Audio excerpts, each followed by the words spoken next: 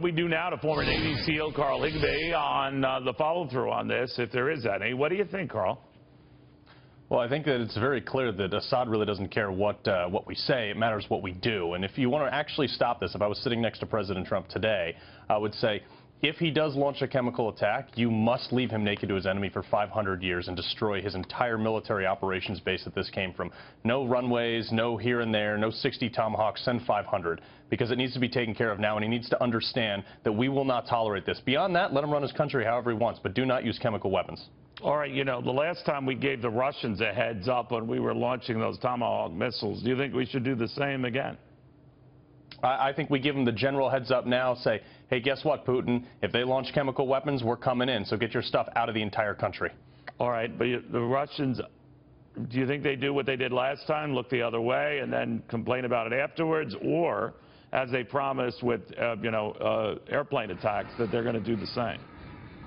Well, I think, we have a lot of tension building up because of the last jet we shot down over there. And, to be honest, I think Russia will probably push back a little bit. And I've been saying it from day one, Neil, that we have to get on the same page as Putin before we enter this conflict any further. We have to at least sit down and tell him and explain our true intentions are there. The other thing, too, if we're going to start doing this, we need to understand that we may have to commit to some long-term occupancy there to re-stand up any type of stability. Because if we lose Assad, as bad as he is, there are worse factions in the area that will take over. Yeah, I mean, if you argue, some people say that this kind of created the ISIS that we know today. But I'm wondering how far we go and what kind of help we can rely on, or whatever we do, we'd be doing on our own. What do you think?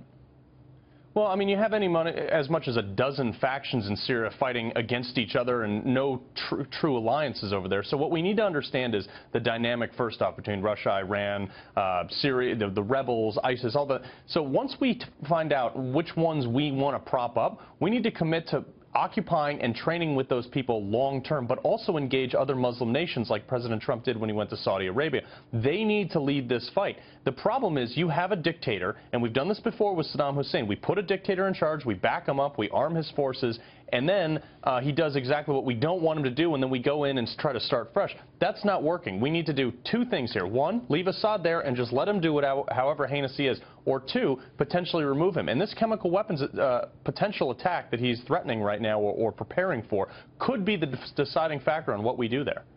Carl, thank you very, very much. I hope people are listening to that. Carl Higbie.